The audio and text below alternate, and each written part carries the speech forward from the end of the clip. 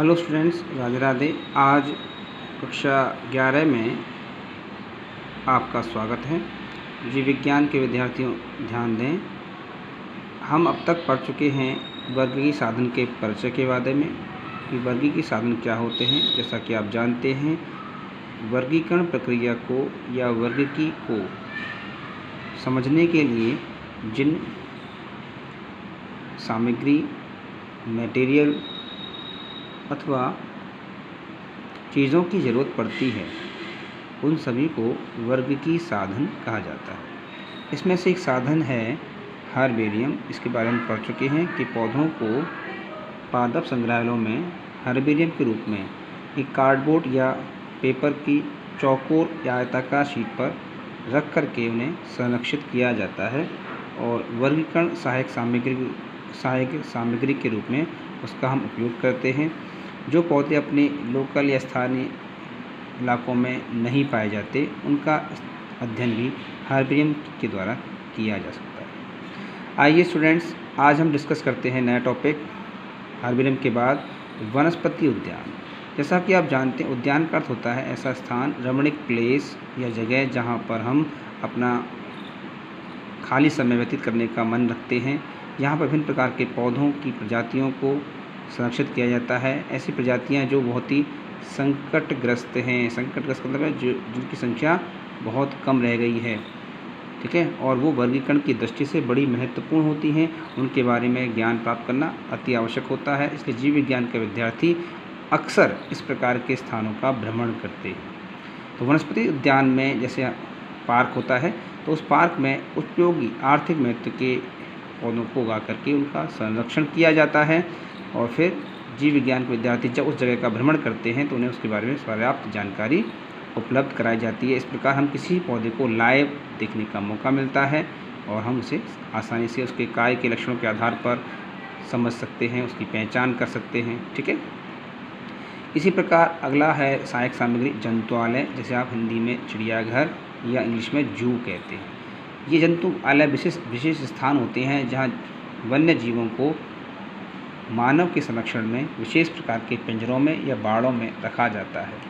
और जब भी कोई जीव विज्ञान के विद्यार्थी इस प्रकार के स्थानों का भ्रमण करते हैं तो उन्हें इस प्रकार के वन्य जीवों के साथ रूबरू होने का, प्रत्यक्ष होने का समय मिलता है, मौका मिलता है और हम उनके बारे में विभिन्न प्रकार की जानकारी प्राप्त कर सकते हैं। जैसे कि उनके भोजन प्रवृत्ति के बारे में कि वो शाकाहारी हैं कि मांसाहारी हैं, और दूसरा उनके व्यवहार के बारे में कि वो कैसे हैं, शांत रहते हैं, आक्रामक हैं, खतरनाक हैं या किस प्रकार के विषैले हैं। तो सारी चीज़ों की जानकारी हमें जंतुआलय का भ्रमण करने पर आसानी से हो जाती है, क्योंकि हम वन क्षेत्रों में जाकर के इनको रूबहू नहीं देख सकते कि जीव बहुत ही खतरनाक होते हैं, हिंसक होते हैं। तो इन्हें हम बाड़ों में रख करके मनुष्य के संरक्षण में, वैज्ञानिकों के संरक्षण में रख करके विज्ञान के विद्यार्थियों को इनका भ्रमण कराया जाता है, इनके बारे में जानकारी दी जाती है और इनको प्रत्यक्ष रूप से देखने का मौका मिलता है। अगला आता है संग्रहालय। संग्रहालय को अंग्रेजी में कहते हैं बेटा म्यूजियम। म्यूजियम तो आप जान सकते हैं जहाँ पर विभिन्न प्रकार की भूतकाल की चीज़ों को संग्रहित किया जाता है, जैसे राजा महाराजाओं के ज़माने के वस्त्र, उनके शस्त्र, उनके कपड़े, उनकी पोशाक, उनके बर्तन, उनकी ज्वेलरी, है ना, आदि सामान जो उस समय वो अपने टाइम पे यूज़ किया करते थे, उनको रखा जाता है। उसी प्रकार से बायोलॉजी में भी संग्रहालय के अंतर्गत मृत जीवों के अवशेषों को, जीवाश्मों को, है ना, रखा जाता है, जिससे कभी भी हमें इस जगह का भ्रमण करने का मौका मिले तो हम उनके जीवों के बारे में जान सकें। जैसे आप देखा होगा आप कि जुरासिक काल के जो डायनासोर के कंकाल हैं, उनकी खोपड़ी हैं, उनके अस्थिपंजर हैं, उन्हें देखने का मौका मिलता है। बहुत से ऐसे जीव होते हैं जिनको मृत रूप में संरक्षित किया जाता है, जैसे किसी के अंदर खाल, जैसे जानवरों की खालों में भूसा भरवा करके या उनमें कुछ रुई वगैरह भरवा करके उनको प्रत्यक्ष रूप से देखने का मौका, उन्हें छूने का मौका हमें मिलता है, ठीक है। संग्रहालय भी विभिन्न प्रकार की पर्याप्त जानकारी रखते हैं। संग्रहालय में जीवों को संरक्षित रखने के लिए एक 40% का फॉर्मेलिन सॉल्यूशन बनाया जाता है। फॉर्मेलिन क्या होता है बेटा? ये रासायनिक पदार्थ है। इसमें 40 भाग तो फॉर्मेल्डिहाइड होता है और 60 भाग इसमें जल मिलाते हैं। दोनों को मिलाकर के विलेन मिलता है। इस विलेन में हम किसी भी जीव के ऊतकों को, अंगों को संरक्षित रखकर उन्हें कई समय तक सुरक्षित रख सकते हैं। ठीक है। इस प्रकार से जीव विज्ञान की जो प्रयोगशाला होती हैं जीव विज्ञान की, उनमें ऐसे जीवों को संरक्षित किया जाता है। ठीक है। इसी प्रकार अगर पौधों के लिए संरक्षण विलियन का आता है तो उसका नाम होता है FAA। एफ का मतलब होता है बेटा फॉर्मेल्डिहाइड, जो भी बोला फॉर्मेल्डिहाइड। एक ए का मतलब होता है एल्कोहल, जिसे हम एथिल एल्कोहल कहते हैं, और दूसरे का मतलब होता है एसिटिकम। क्या होता है? एसिटिकम। तो इन तीनों के मिश्रण से 2 से 3% हम एक विलियन घोल तैयार करते हैं, विलियन या घोल तैयार करते हैं।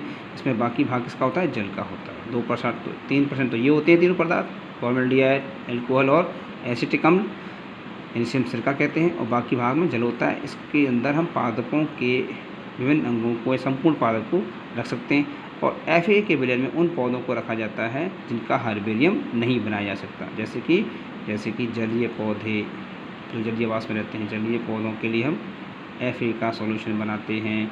इसी प्रकार से जो मरुद्भिद पौधे हैं जैसे कि कैक्टस है, नागफनी है, एलोवेरा है, ठीक है, ये सभी पौधे जो मरुद्भिद वातावरण में या रेगिस्तानी इलाकों में उगते हैं उनका संरक्षण भी इसी प्रकार के विलियन में किया जाता है। ठीक है बेटा। तो संग्रहालय भी हमें विभिन्न प्रकार की उपयोगी जानकारी देते हैं जिससे हमें वर्गीकरण को समझने का मौका मिलता है। ठीक है। अगला टॉपिक है कुंजी लक्षण। कुंजी लक्षण क्या होते हैं?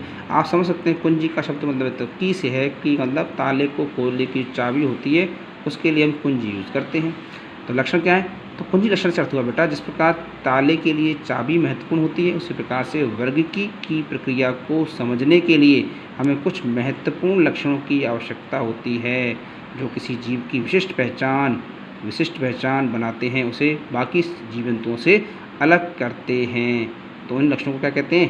कुंजी लक्षण। ऐसी लक्षण जो किसी जीवधारी की या जीव के वर्ग की विशेष पहचान कराते हैं, उसकी जानकारी उपलब्ध कराते हैं और वो और किसी जीव में नहीं पाए जाते, उन्हें हम कहते हैं विशिष्ट लक्षण। आइए देखिए कैसे होते हैं। जैसे हम मनुष्य की बात करें, मानव जो है बाकी जीवों से अलग है। जैसे कि मानव के अंदर भाषा का विकल्प होता है, बोल सकता है ना, मानव में समाज बनाने की क्षमता होती है। ठीक है। मानव जो है कैसे एक आसानी से उसे प्रशिक्षित किया जा सकता है, क्योंकि उसके मस्तिष्क का विकास सभी जीवों में, प्रमस्तिष्क का जो आकार है, प्रमस्तिष्क होता है ना हमारा सबसे बड़ा, उस मस्तिष्क का सबसे बड़ा भाग प्रमस्तिष्क बाकी जंतुओं में सबसे ज़्यादा विकसित होता है। तो इस प्रकार से हम मनुष्य को बाकी जीव जंतुओं से, बाकी जीवधारियों से अलग कर सकते हैं।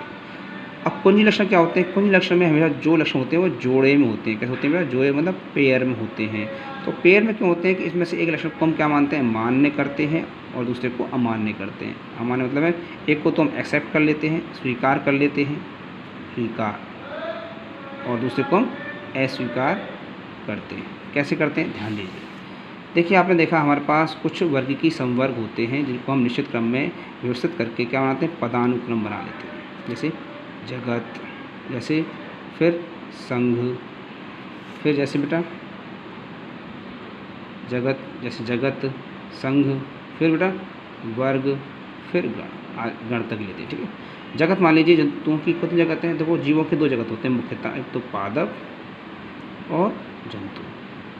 अब जैसे उदाहरण के लिए हम बात कर रहे हैं गाय की, समझिएगा गाय कैसे। तो आप देखिए गाय को प्रारंभिक आधार पे देखा जाए तो आपके दिमाग में प्रश्न आता है कि गाय या तो जंतु है या पादप है। तो आपका 2 ऑप्शन है, यानी जोड़े में माना कि भाई हर एक प्रश्न के जोड़े होते हैं।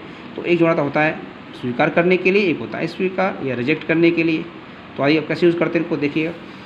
मान लीजिए गाय की प्रारंभिक लक्षण की बात की जाती है, उस समय जगत के आधार पर बांटना है। तो जगत में आपके पास 2 ऑप्शन है, पादप, जंतु। आप कहेंगे गाय के जो लक्षण है किससे ज़्यादा मैच करते हैं, पादप से या जंतु से? तो आप कहेंगे जंतु से। तो आपने क्या किया? पादप को रिजेक्ट कर दिया और जंतु को स्वीकार कर लिया। ठीक है। अब जंतु से आगे बढ़ेंगे। अब आगे हम संघ पर। आप जानते संघ में 2 वर्ग होते हैं बेटा, कॉर्डेटा और एक नॉन कॉर्डेटा। यहाँ भी 2 ऑप्शन हो गए। अब जंतु तो हो गया ये गाय। अब जंतुओं में कौन सा है? नॉन कॉर्डेटा या कॉर्डेटा। आप जानते हो कि जिसमें पृष्ठवंश या रीढ़ की हड्डी होती है वो कॉर्डेट होते हैं। रीढ़ की हड्डी नहीं होती है, मेरुरज्जु नहीं पाई जाती या कशेरुकदंड नहीं होती, उन्हें नॉन कॉर्डेट कहते हैं। तो आप देख सकते हैं गाय में रीढ़ की हड्डी होती है, तो हमने कॉर्डेट को क्या कर दिया? सेलेक्ट कर दिया और इसको रिजेक्ट कर दिया। ठीक है। अब कॉर्डेटा के बाद में हम आगे बढ़ेंगे इसको, तो हम जीव करेंगे अगला लक्षण लेंगे आवाज़ के आधार पर। कॉर्डेट दो तरह के हो गए बेटा। देखिए आवास के आधार पर कैसे कि वे जीव जो जल में रहते हैं, जैसे मछली प्रकार के, वे जीव जो स्थल पर रहते हैं, जैसे कि आप में से मेंढक है, सांप है, छिपकली है, पक्षी है, स्तनधारी है, स्तनधारी। ठीक है, तो आप देखिए कॉर्डेटा में से तो आपने छांट लिया। अब कॉर्डेटा के दो ऑप्शन है, जल वाले प्राणी या स्थल वाले प्राणी। तो गाय पानी में तो रहती नहीं है, तो जल वाले को क्या कर देंगे, रिजेक्ट कर देंगे, और स्थल में रहती है, स्थल में इस कैटेगरी में आती है, तो स्थल में उसको स्थान देंगे तो स्थलीय जीव में आ जाएगा। अब स्थलीय में कौन से में आएगी, मेंढक तो है नहीं, बिल्कुल नहीं है, तो इसमें से हम मेंढक को निकाल देंगे, क्योंकि ये दोनों किस में आते हैं, मेंढक, सांप, छिपकली, ये उभयचर में आ जाते हैं। उभयचर मतलब बेटा ये दोनों प्रकार के आवास में रह सकते हैं, पानी में भी रह सकते हैं और जमीन पर रह सकते हैं। गाय तो कोई पानी में जाती नहीं, केवल कुछ समय के लिए जाती है पानी पीने के लिए। ठीक है, वो अलग बात है, वो अभी नहाने के लिए पानी का एंजॉय नहीं करती। ठीक है, देखिए पक्षी का होता, तो पक्षियों में आता, स्तनधारी में आता, तो पक्षी तो उड़ते हैं, गाय तो कभी उड़ती नहीं है, तो इसको यहाँ से रिजेक्ट कर देंगे। तो अल्टीमेटली हम किस में डाल देंगे, गाय को डाल देंगे मैमेलिया में। इसमें डाल देंगे बेटा मैमेलिया में। इस प्रकार हम बारी बारी से पदानुक्रम, एक निश्चित क्रम का यूज़ करते हुए गाय को प्रॉपरली, या किसी भी जीव जंतु को, चाहे मनुष्य हो, शेर हो, कुत्ता हो, बिल्ली हो, उसको इस प्रकार से बांट करके वर्गीकृत कर सकते हैं। तो आप समझ सकते हैं कुंजी लक्षणों को इसी प्रकार से अध्ययन कराया जाता है। कुंजी लक्षण हमेशा जो लक्षण होते हैं वो जोड़े में या पेयर में होते हैं, और उनमें से एक लक्षण को हमें स्वीकार करना होता है और दूसरे को अस्वीकार करना होता है। ठीक है, अब ध्यान दीजिएगा इसी प्रकार से, क्लियर। और आप जानते हैं ये दोनों लक्षण, मान्य और अमान्य, यानी एक्सेप्ट और रिजेक्ट वाले लक्षणों का जो समूह होता है उसे, उन्हें आपस में हम विपर्यासी समूह कहते हैं। क्या कहते हैं, विपर्यासी समूह। जैसे कि मेंडल ने आनुवंशिकी में यूज़ किए थे विपर्यासी, मतलब बिल्कुल विपरीत लक्षण। ठीक है बेटा, आई होप आपको समझ में आया होगा, और इस वीडियो को 2 बार 3 बार देखिए, अपने दोस्तों में जाकर शेयर कीजिए, सब्सक्राइब कीजिए। Thank you, Radhe Radhe.